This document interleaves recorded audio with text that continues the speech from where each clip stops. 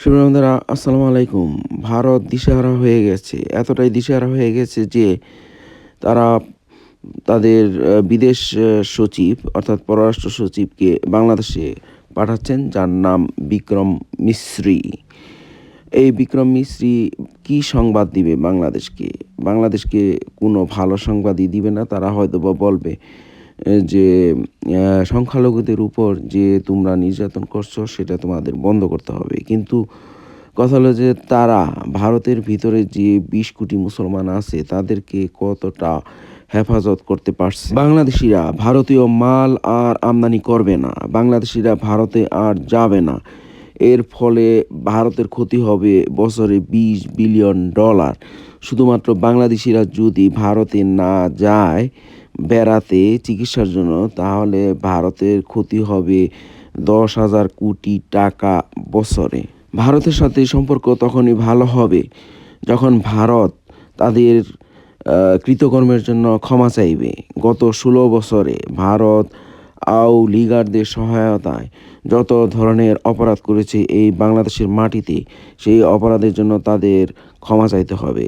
তাদের ১ নম্বর অপরাধ হচ্ছে বিডিআর বিদ্রোহের নামে তারা তাদের লোকজন পাঠিয়ে বাংলাদেশের ভিতরে বাংলাদেশের আর্মিদেরকে হত্যা করেছে। আর তাদের দ্বিতীয় অপরাধ হচ্ছে যে বাংলাদেশের বিরোধী দলীয় নেতাদেরকে বাংলাদেশ থেকে তারা কৌশলে ভারতের ভিতরে নিয়ে গিয়ে আটকে রাখত।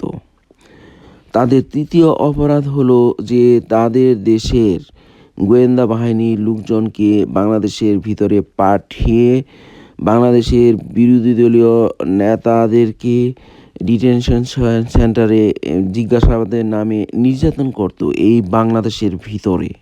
তাদের চতুর্থ অপরাধ হলো তারা আদানি কোম্পানির মাধ্যমে বাংলাদেশের টাকা লুটেপুটে নেওয়ার জন্য চুক্তি করেছে এবং তারা বাংলাদেশের টাকা লুটেপুটে নিয়েছে। আর সেই টাকার পরিমাণ হচ্ছে প্রতি মাসে প্রায় $৪ কোটি। $৪ কোটি মানে প্রায় ৪৫০ কোটি টাকা প্রতি মাসে তাদেরকে দিতে হবে। এই ধরনের অন্যায় চুক্তির জন্য তাদেরকে অবশ্যই ক্ষমা চাইতে হবে। বন্ধুরা, তাদের পঞ্চম অপরাধ হলো তারা বাংলাদেশের পণ্য সামগ্রী যাতে ভারতের ভিতরে সহজে আমদানি না করতে পারে সেজন্য বাংলাদেশি পণ্যের উপর তারা অতিরিক্ত মাত্রায় শুল্ক আরোপ করে দিত, যাতে করে বাংলাদেশি পণ্যের দাম ভারতের ভিতরে বেশি হয় এবং ভারতীয়রা কিনতে না পারে, এবং এর ফলে ভারতীয়রা বাংলাদেশ থেকে পণ্য আমদানি বন্ধ করে দিবে। এ ধরনের চুক্তি, এ ধরনের কূটকৌশল তারা করেছিল বাংলাদেশের পণ্যের উপর। তাদের ষষ্ঠ অপরাধ হলো তারা বাংলাদেশের ভিতরে এই ১,৪৮,০০০ বর্গকিলোমিটার আয়তনে বাংলাদেশের ভিতরে ১৭টা ভিসা সেন্টার স্থাপন করেছিল, যাতে করে বাংলাদেশিদের কাছ থেকে ভিসা প্রদানের নামে ভিসা ফি বাবদ টাকা আদায় করা যায়। কিন্তু তারা নেপালি, শ্রীলঙ্কান, ভুটানি, মালদ্বীপ এই সমস্ত দেশের নাগরিকদের কাছ থেকে তারা কোনো ভিসা ফি বাবদ টাকা নিত না, যেটা বাংলাদেশের প্রতি একটা বৈষম্য। তাদের সপ্তম অপরাধ হলো বাংলাদেশের টিভি চ্যানেলগুলোকে ভারতের ভিতরে দেখার পারমিশন তারা দেয়নি। কিন্তু তাদের টিভি চ্যানেলগুলির মাধ্যমে তারা বাংলাদেশ থেকে প্রতি বছর কয়েক কোটি ডলার কামিয়ে নিয়ে যাচ্ছে।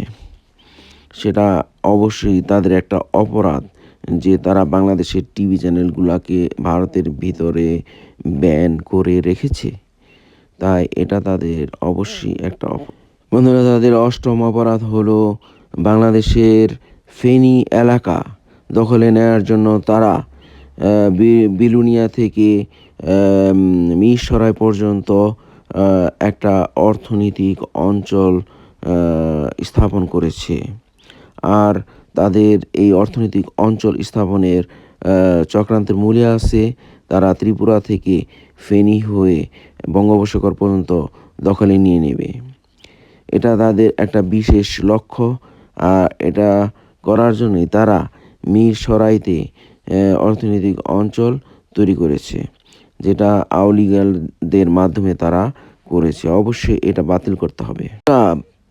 বাংলাদেশের উপর দিয়ে ভারতীয়রা বিভিন্ন ধরনের ট্রানজিট সুবিধা নিয়েছে। বাংলাদেশের সমুদ্র বন্দর তারা ব্যবহার করতে পারছে, কিন্তু তারা এই বৈষম্য করছে যে বাংলাদেশের জাহাজগুলা ভারতীয় বন্দর ব্যবহার করতে পারছে না।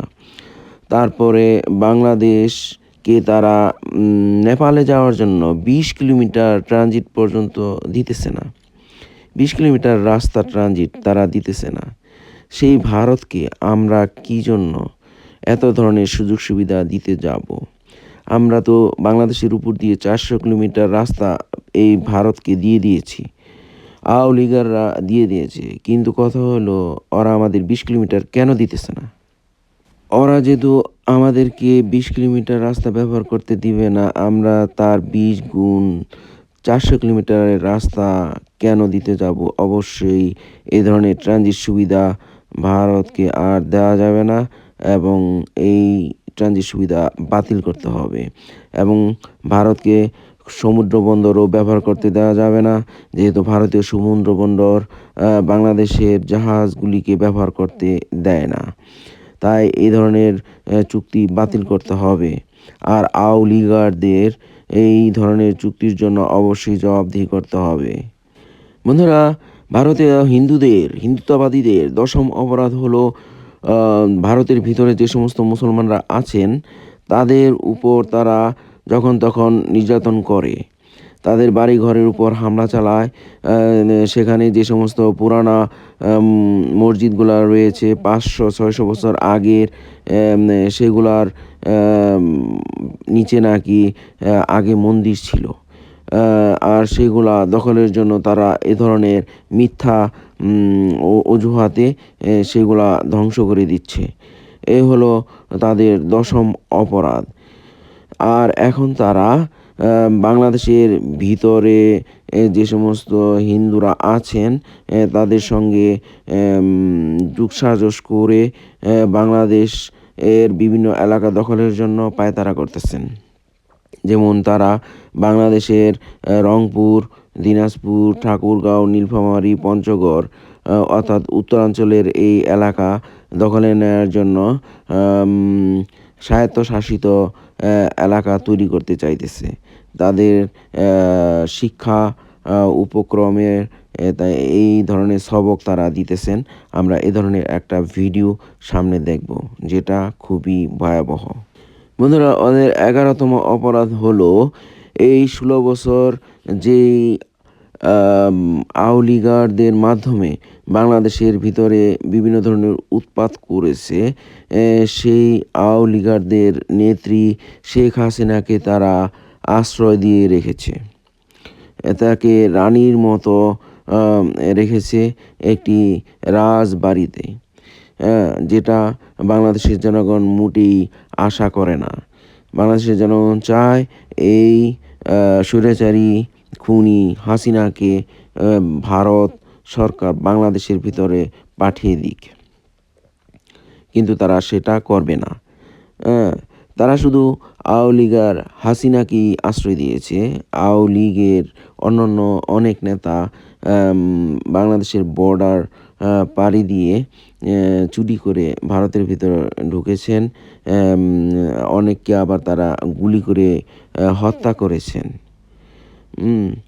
তো অন্যান্য যে সমস্ত নেতা ছিল আওয়ামী লীগার, তারা কিন্তু সহজে ভারতে যেতে পারেনি। তাদেরকে ভারত সেভাবে আশ্রয় দেওয়ার জন্য বর্ডার খুলে দেয়নি। এটা একটা বৈষম্যমূলক আচরণ করেছে এই আওয়ামী লীগারদের প্রতি। সুতরাং এখন যারা আপনারা আওয়ামী লীগ করছেন তাদেরকে আমি বলবো যে দেখুন, ভারত আপনাদের নেত্রী হাসিনাকেই আশ্রয় দিয়েছে, আপনাদেরকে কিন্তু আশ্রয় দেওয়ার জন্য বর্ডার খুলে দেয়নি। সুতরাং আপনাদের বুঝতে হবে এটা একটা বৈষম্যমূলক আচরণ করেছে আপনাদের উপর। সুতরাং আপনারা যে ভারতের জন্য এত কিছু করতেছেন, সেই ভারত কিন্তু আপনাদেরকে কোনো ধরনের সেফটি দিতে চাইতেছে না, যেহেতু আপনারা মুসলমান। বুঝতে পারছেন? বন্ধুরা, ভারতের আরেকটা সবচেয়ে বড় অপরাধ, সেটা অনেক আগেই তারা করে ফেলেছে। সেই ২০০০ সালে যখন শান্তি বাহিনীর মাধ্যমে বাংলাদেশের খাগড়াছড়ি, রাঙামাটি, বান্দরবন এলাকা আম আম দখলে নেওয়ার জন্য তারা আওলিগারদের সাথে একটা চুক্তি করেছিল। সেখানে বাংলাদেশিরা কোনো জমি ক্রয় করতে পারবে না। সেটা আম এই আওলিগার বাহিনী করেছে ভারত সরকারের সাথে। সন্তু লারমার বাহিনী হলো নিছক একটা অজুহাত। আর সন্তু লারমার বাহিনী, যার নাম শান্তি বাহিনী, এটা কিন্তু ভারতই করেছে। সেই ১৯৭২ সালে তারা এই চক্রান্ত করতেছে বাংলাদেশের পার্বত্য চট্টগ্রাম দখলে নেওয়ার জন্য। সুতরাং দেশের এত বড় ক্ষতি এই আওলিগাররা করতেছে বাংলাদেশের ভিতরে থেকে, যা মোটেই কাম্য নয়। ভারত বা ভারতীয়রা তো বাংলাদেশের বাইরে থেকে বাংলাদেশের ভিতরে বিভিন্ন ধরনের কুকর্ম করার চেষ্টা করতেছে। কিন্তু আওলিগাররা হলো এমন একটা প্রাণী যারা বাংলাদেশের ভিতরে থেকে বাংলাদেশ বিরোধী বিভিন্ন ধরনের কার্যকলাপ করেছে। তাই অবশ্যই তাদেরকে এ ব্যাপারে জবাবদিহি করতে হবে এবং বাংলাদেশের অন্তর্বর্তীকালীন সরকারকে আমি বলবো যে আপনারা আওলীগ কারা কারা করে, দেশের ভিতরে কারা কারা এই নতুন করে আন্দোলন করতে চাইতেছে, তাদেরকে অবশ্যই তালিকাবদ্ধ করুন এবং নজরদারিতে রাখুন এবং তাদের জন্য বিশেষ কোনো ব্যবস্থা করুন, যাতে করে তারা বাংলাদেশ বিরোধী কোনো ধরনের চক্রান্ত করতে না পারে। তো বন্ধুরা, আমরা সেই ভয়াবহ ভিডিওটা দেখি, যেটার মাধ্যমে তারা শিক্ষা দিতেছে তাদের পরবর্তী প্রজন্মকে, তাদের সরকারকে উৎসাহিত করতেছে बांग्लादेशेर उत्तरांचल। सॉल्यूशन है कि भाई यहां पे मेरे दोस्तों बांग्लादेश से निकाल के एक ऑटोनोमस रीजन लेके आ जाना, एक ऑटोनोमस रीजन बना। इसको भारत में नहीं लेना, हमारा कोई मकसद नहीं है कि हम इसको भारत में लेके आए, भारत का हिस्सा बनाए, नहीं। बट हमें अपने इंटरेस्ट को देखना है। हमारा इंटरेस्ट बहुत बड़ा है, यहां पे हमारा इंटरेस्ट बहुत बड़ा है। हमें अपनी सॉवरेनिटी को मेंटेन करना है, हमें अपनी यूनिटी को मेंटेन करना है, इंटीग्रिटी को मेंटेन करना है। अब we have a solution. Solution क्या है कि आप बांग्लादेश से मेरे दोस्तों इस रीजन को क्या करवा दो, आप ऑटोनोमस बना दो, not in the control of India. एक ऑटोनोमस जोन बन जाए, ऑटोनोमस जोन बन जाए। और यहां पे फायदा क्या होगा, आप इस बात को समझिए। जो माइनॉरिटीज जो वल्नरेबिलिटी फेस करती है वहां पे, जो minorities they are you know the victim of what, persecution और एनी जो भी किसी भी तरीके की थ्रेट है, वो हम यहां पे उनके लिए सेफ हेवन प्रोवाइड कर सकते हैं। दूसरा, हमारा चिकन स्नैक जो है, क्या ये चिकन स्नैक पूरी तरीके से सिक्योर हो जाएगा अगर हम इस ऑटोनोमस रीजन को निकाल के आ जाते। It will be first safe haven for minorities, it will protect the interest of minorities, right. और अगर माइनॉरिटीज तो कौन है, maximum they are what, here Hindus majority में, तो they will be you know aligned with the interest of India the way Nepal and Bhutan is aligned. हमारा नेपाल और भूटान के साथ इतना प्रॉब्लम क्यों नहीं है कि हमारी आइडियोलॉजी जो है, हमारा इंटरेस्ट जो है बहुत ज्यादा अलाइंड है।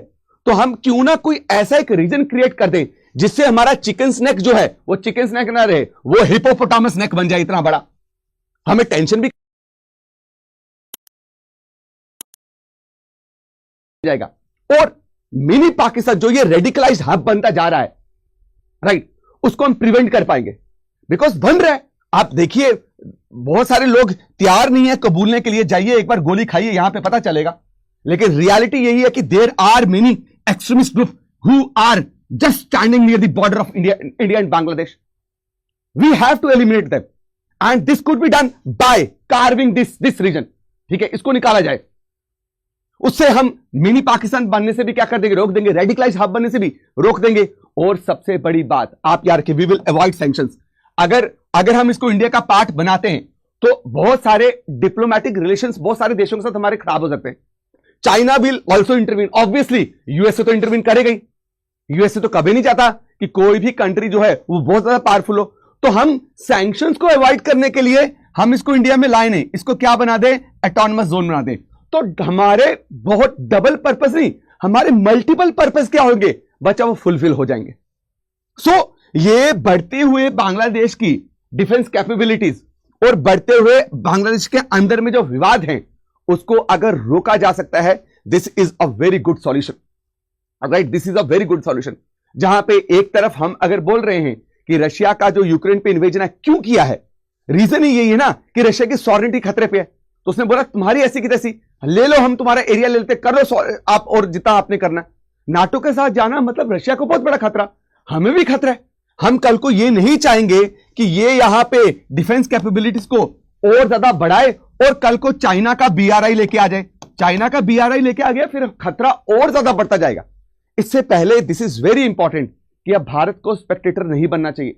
भारत को करोड़ों जो लोग यहां पे भारतीय लोग रह रहे हैं उनके इंटरेस्ट, भारत के अपने भाई जो यहां पे रह रहे हैं उनके इंटरेस्ट को फुलफिल करने के लिए और अपनी सॉवरेनिटी और यूनिटी को मेंटेन करने के लिए, इंटीग्रिटी को मेंटेन करने के लिए भारत को यह कदम लेना जरूरी है। आप कमेंट सेक्शन में जरूर कमेंट करके बताइएगा कि आपकी क्या राय है। বন্ধুরা, ভারতীয়দের 13 নম্বর অপরাধটা আরও বেশি ভয়াবহ। 13 নম্বর অপরাধটা হইল যে তারা এই ছাত্র আন্দোলনের সময় জুলাই আগস্ট মাসে তারা তাদের লোকজনকে পাঠিয়ে দিয়েছিল বাংলাদেশের ভিতরে।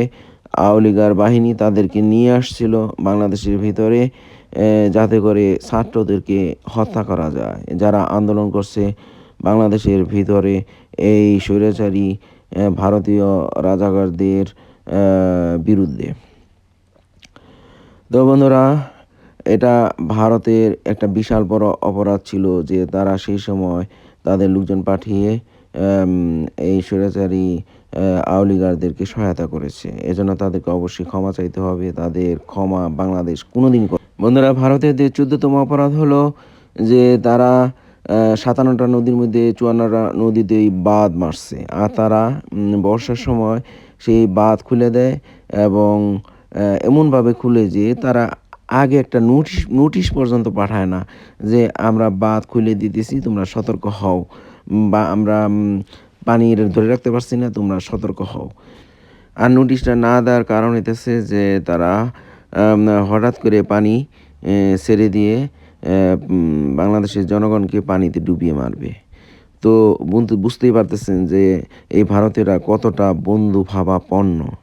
ওরা কিন্তু সবসময় বলে যে আমরা বাংলাদেশের জনগণের বন্ধুত্বকে সবচেয়ে অগ্রাধিকার দেই। হ্যাঁ, বন্ধুত্বকে অগ্রাধিকার দেয় তারা এইভাবে। 14টা বৈষম্যের কথা আমি বলেছি, তারা এইভাবে বন্ধুত্বের অগ্রাধিকার দেয়। তো তাদের বন্ধুত্বের কথা বাংলাদেশের জনগণ এখন সবসময় স্মরণ করে, আর সেজন্যই তাদের সাথে সম্পর্ক ছিন্ন করতেছে। ভারতে যা বাংলাদেশের জনগণ বন্ধ করে দিচ্ছে এবং ভারতীয় পণ্য বাংলাদেশের জনগণ এখন আর ব্যবহার করতেছে না এবং ভারত থেকে কোনো পণ্য এখন আর আমদানি করতেছে না বাংলাদেশ, আর আমদানি করবেও না। প্রয়োজন হলে আমরা নদী পথে, সাগর পথে আফ্রিকা থেকে আনবো, আমরা মধ্য এশিয়ার দেশগুলি থেকে আনবো।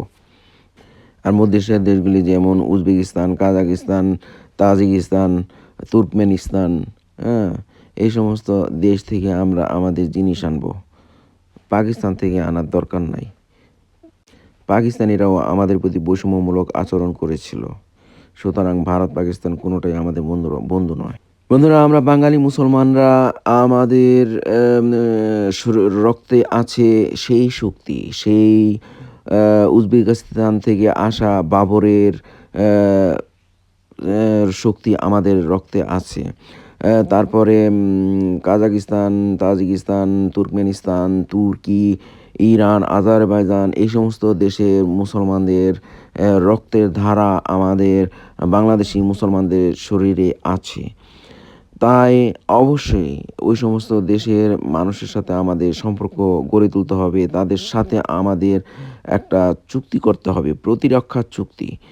ওই সমস্ত দেশগুলির সাথে আমাদের একটা প্রতিরক্ষা চুক্তি করতে হবে, যাতে করে ভারত যখন আমাদের উপর হামলা চালাবে তখন যেন তারা আমাদের রক্ষায় এগিয়ে আসতে পারে।